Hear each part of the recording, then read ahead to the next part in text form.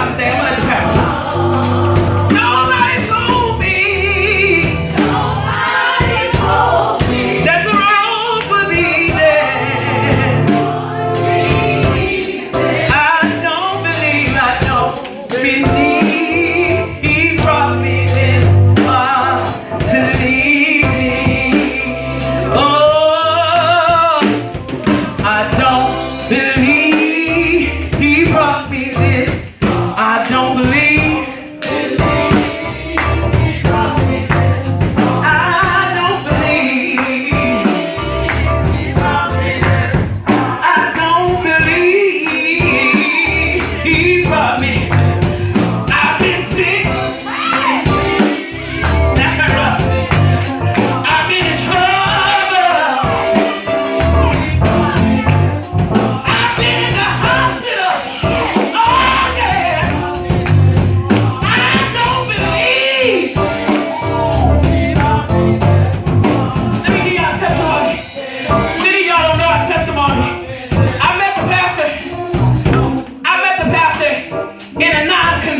Way. Amen. We were online. He was in New York and I was in Georgia.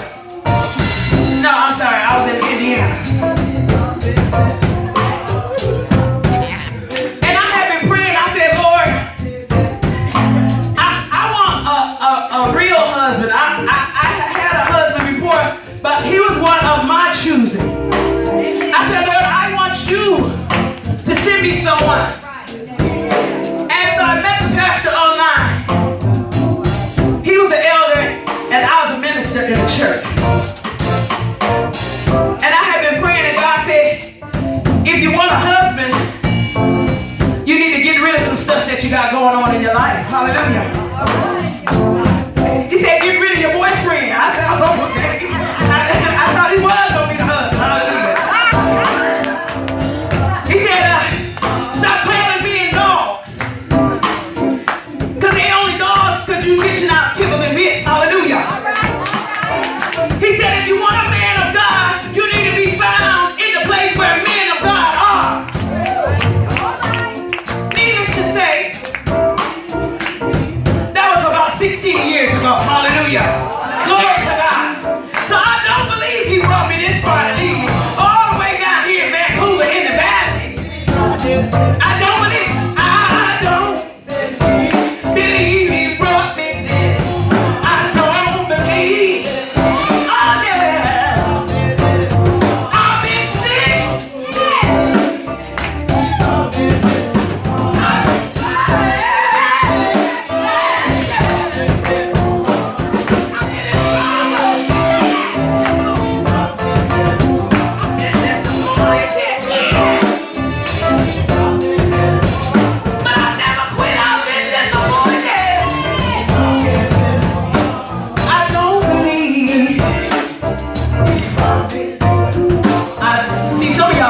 Y'all think y'all got here on your own. But how many people know you didn't get here on your own? Hallelujah.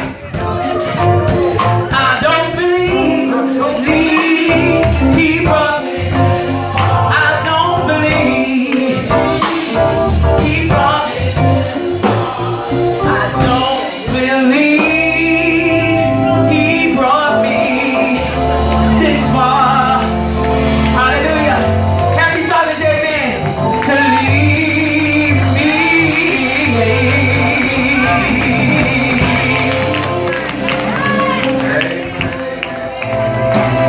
I don't believe you brought me this far to leave me. Listen, that's supposed to be an hour of power. My wife done took up 55 minutes of the power of the hour. That's all right. Listen, I know Father's Day when I can just play some song. We're going to go right into prayer, and then after that we're going to get it rolling. Is that okay? Because I know you women got something fantastic planned for these men today. Lord have mercy. I know these women, this woman. All right. Father God, in the name of Jesus, we do pray, God, we do thank you once again to be able to come into this building and worship. Hallelujah. And we pray now that you accept our worship. Yes, Lord. That is in truth. Yes. God, we thank you for what you've done and what you're going to do in this place. And we simply say we don't believe that you brought us this far to leave us. Because we've been through trials and tribulations. And God, we're still here. We've been through trouble, heartache, and pain. But we're still here. So no matter what comes or what we're going through now, your record speaks for itself. God, as we assemble ourselves here this morning, we ask that you don't forget about Ruby. God, that you send a word down to Texas. That as they're cooling her body off and preparing the woman up, that you are the great physician. God, that you change the core temperature. Put everything back the way it's supposed to be. Because we are miracle working, you're a miracle worker. And we are miracle believers. And we just come to tell you thank you. God, we thank you for the reversal of Aaron's immune system. God, we thank you for it. And God, we even thank you for the sick and shed in that we don't even know about. But are crying out to you this morning. And they're simply saying, Savior, do not pass me. God, as you go up and down this aisle, we pray even now that you save, heal, and deliver. And set the captives free.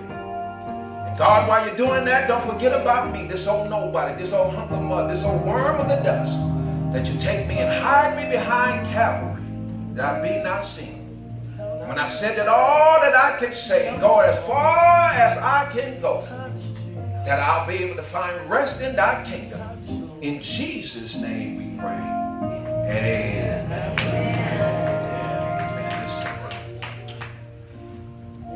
Today, our word is coming from Proverbs 22:6. And it simply says, train up a child in the way that he should go. And when he is old, he will not depart from it. Train up a child in the way he should go. And when he's old, he will not depart from it. For the briefness of time, can I just talk to you real quick about the importance of a father? I got my notes here, but let me just build this up for a second. In the day that we live in, the father is the most disrespected, non-celebrated. He's the one that carries a lot of the burden when things are not right.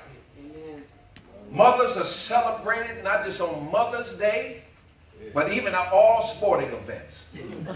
Because whenever the camera hits them, the first thing they say is, hi, Mom. When they get big money, the first thing they say, I'm buying Mama a house. I'm going to take Mama somewhere. But it seems like the father never gets any kind of respect or accolades. And there's a few things that wind up to this. They write songs about fathers, some good and some bad. They have quotes about fathers, some good and some bad. Can I just give you some real quick? There's a song that Madonna wrote. And she tells her father, because her father is what we would call the informative father. He knows everything. And you hate to tell him anything because you might not like the answer that you get from him. Madonna wrote a song and just simply said, Father, or Daddy don't, or Papa don't preach. It's about her telling her father that she was pregnant and she needed some advice from him, but she didn't want him to preach about it. And sometimes when people tell us, our kids tell us something, instead of we just giving advice and try to meet them where they are, we preach about it. I told you not to go there, and I told you not to hang with this one, and I told you not to hang with that one. That's fine, that's cool, but I'm coming to you now because I need some sound advice. And she simply said, Daddy or Papa don't preach. Harry Chapman turned around and wrote a song, And he had a father who was an absentee father, but yet he was a present father. And the father spent most of his time working and less time paying attention to his family. To now we find in the song that the father is older and now his son doesn't have time for him. And the song is simply, if you remember, you might have said, cats in the cradle and a silver spoon. Amen. Little boy blew in a man on the moon, and he simply asked, Daddy, when you coming home? That's right. James Brown writes a song about a father, sings a song about a father. And this is the father who plays no game. He's always on it. He's a tough father. In this song, James just simply said, Papa don't take no mess. He said, Papa don't cuss, and Papa don't raise a whole lot of fuss. But when we did wrong, Papa beat the hell out of us. Oh, I don't know about you, but I had a mother like that. You didn't have to say too much of the right across your mouth. But it doesn't change our mama. Then the last one, I know you all know this one. This one is about a father that's absent. And the only thing he cares about is his hat. Temptation sing this song and said, Papa was a rolling stone.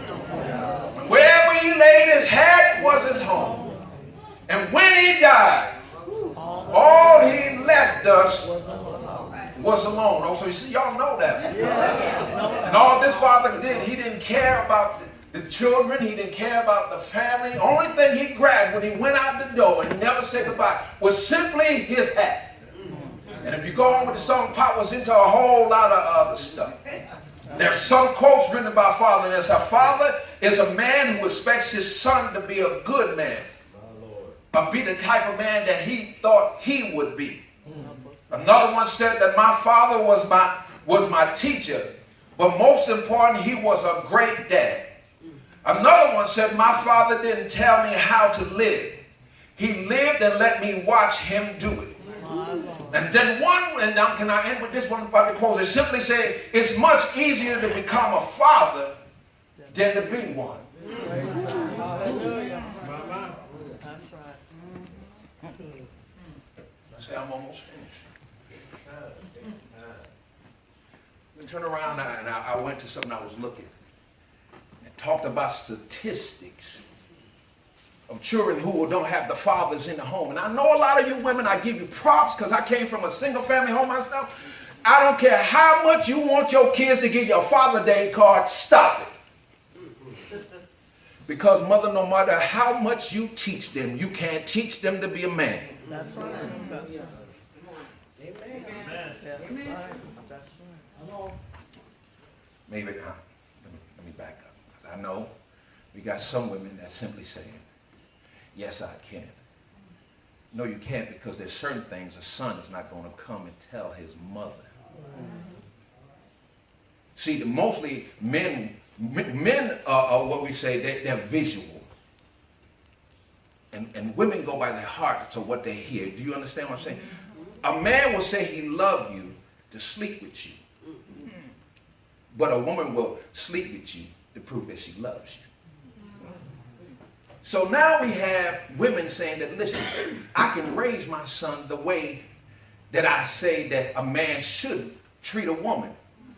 But that's kind of excuse for the simple fact you want to raise your son the way that you want some man to treat you. Because sometimes you raise your son and you cause your son to be less of a man because mom is not being tough on him at certain points in his life. So now we go into the statistics about a father not being in the home. Do you not know that fathers, let me give it so you'll know exactly where I'm coming at, and then I'm going to close.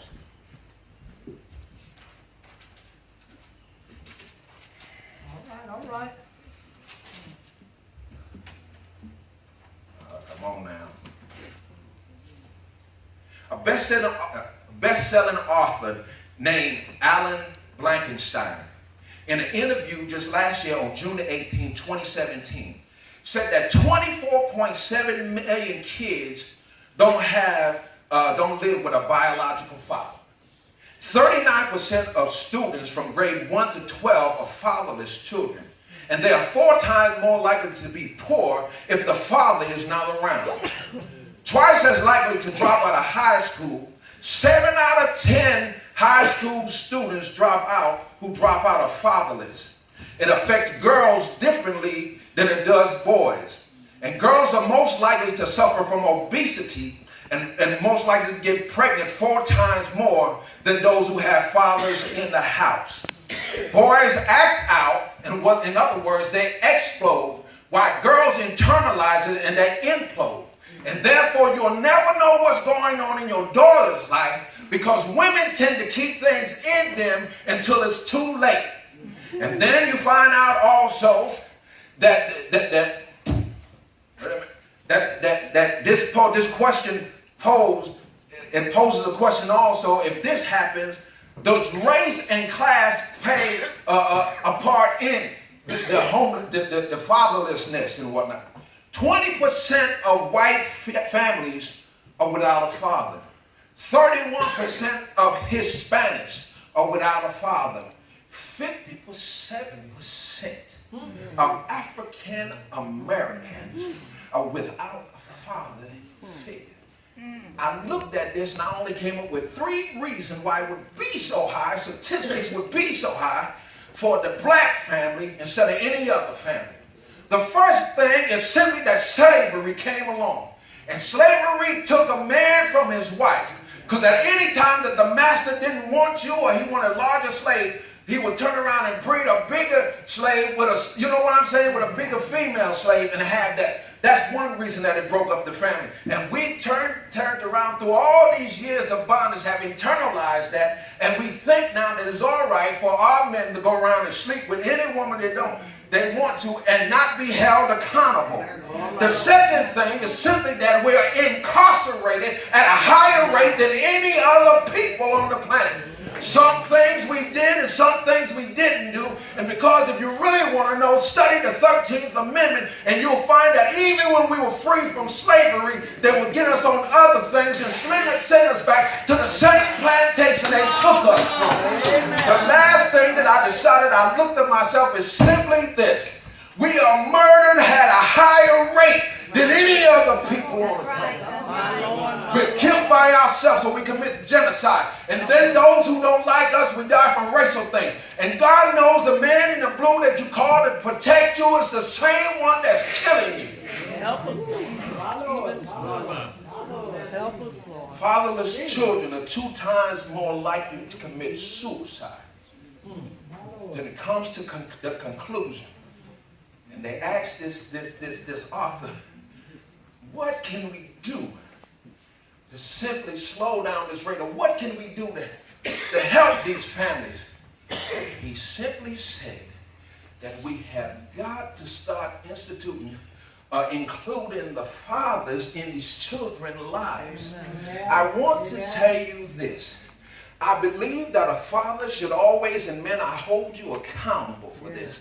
If you have children and you know they're yours and you do not take responsibility for them, you're doing yourself and the children a great injustice. Amen. Because the simple thing that I can say, that the sins of my father fell onto me too. The things that my father loved and craved the most fell on me too. And he had a chance to turn around and be in my life and tell me, son, this is not the way you should go. Amen. Women, let these men be men. The study goes on to say that if they're not a danger unto the child or to themselves, include them in their lives. But now the children and women have got a certain way, and I'm not knocking all women. This is just a generalization. Do you understand what I'm saying? Because I know that there are mothers out here that are doing all they can do to make ends meet without any help. They're working 2 and 3 jobs, and jobs that they really don't want. I know they cry at night and the tears are on their pillow. And when they get up in the morning, they got to dust themselves off, and they don't have a man or a companion to help them. They're going to the school, but the children just don't seem to be right. Fathers, take your take your rightful place simply because you are important. And you may not feel like it, and you may not think it, but if you do what God said, that your seed will be all right. I want you to know this, women, sometime, and I'm not talking about you good women. I'm talking about those who just want a paycheck. A man will turn around and get a divorce and say he'll pay child support. But the woman sometimes, or these women, don't want them to see their children simply because the check hasn't dropped yet. It depends on the check. It depends on what you do or what I can get at you for you to see your child. But I want you to tell you, men, that you can take that woman to court too. Because you're paying child support by law, they have to let you see your child. Go back and get your visiting days.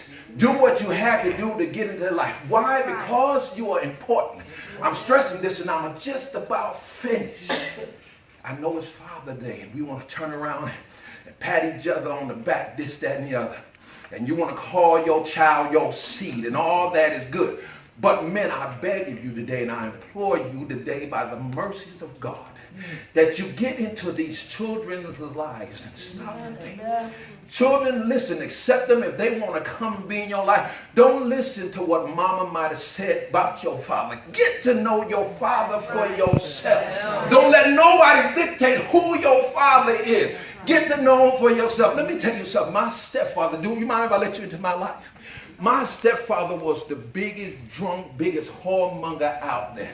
But regardless of what he did to my mother and what he said, I loved that man with all that was in me because I saw him in a different light than she saw him. Let me tell you something. You can be good in one aspect and garbage or trash in another aspect. Do you not know you can be a good husband and a terrible father? You can be a good son and a worse husband. But I want you to know this. And I'm about to close because this is sincere to me. We are dying at a rate higher than anybody else. And I feel sorry for anybody who does not know their father. Because you do not know your father, you don't know your genealogy, and you don't know what sickness and diseases are.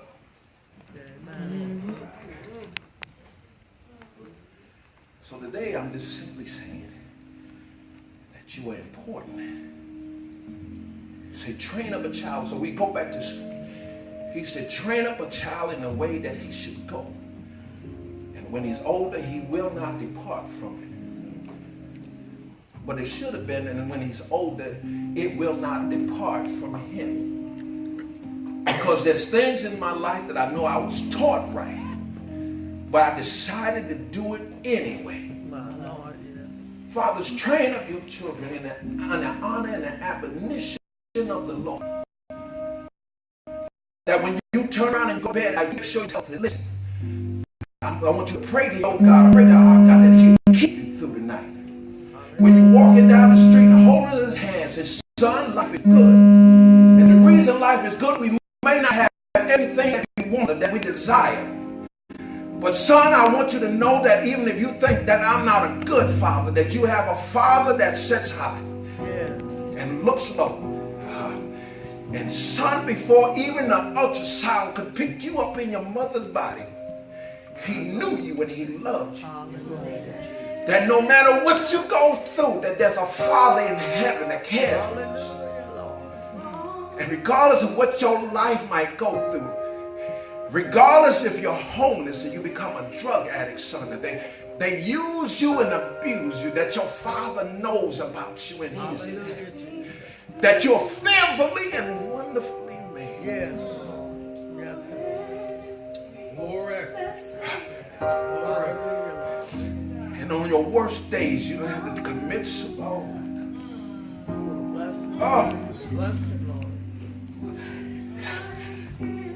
You don't have to take your own life.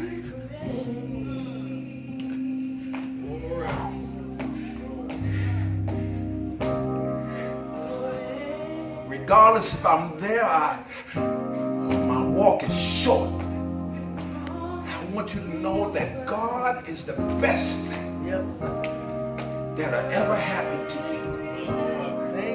you. Son, regardless of where you live, God is there.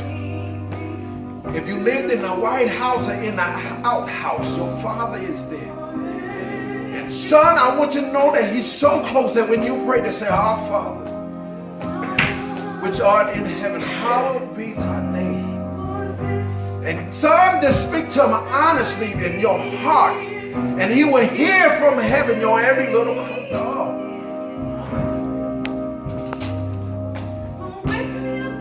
Fathers, don't you understand that you're important and God gave you this charge and he's holding every one of you accountable for what you do and what you don't do. For everything that your daughters and your sons come out to be, and you're going to ostracize and criticize them. I simply want to know that when you stand before God, you got to answer for these children. You got to stand before a just judge and give a reason why you wasn't there. And you can blame that woman and all that you went through in your life all you want to. But God said, yeah, but I was there for you and you should have been there for them. Let me tell you why God made man the head of the house. Simply because he needed someone to be accountable. And I know women get mad and say, listen, ain't no man gonna rule me this, that, and that. That's not even biblical. You need to back off that, son. For the simple fact is, before Eve was, Adam was. Amen. And if you want to get a little deeper, Adam gave birth to Eve before Eve gave birth to Cain and Abel. Amen. Because the Bible says he drew out his body and he formed her and fashioned her and presented her to Adam. But he gave Adam the commandments, and all Adam had to do was teach them to Eve.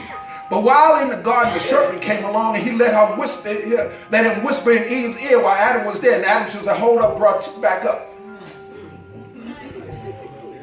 But Adam partook with the woman. So when God came to the garden, he didn't turn around and say, Eve, Eve, where art thou? He said, Adam, Adam, where are you? And Adam says, when I heard you, we hid. And he said, well, why did you hide? You never do that before. And he said, because we know we were naked. And even when he was naked, we still stand naked before God. We dressed in here real good now, but we still stand naked before God. I want you to know something that fathers, you can't escape this thing. But that know that you are important. You're very important. And if I could just get every father to come up to the altar for a quick, I don't care if you're a grandfather, adopted father, or what kind of father you are, stepfather. If you just come up for a little while, listen, and I pray for you because we're in tough times and it's hard to raise kids. And it's hard to deal with somebody that looks like you and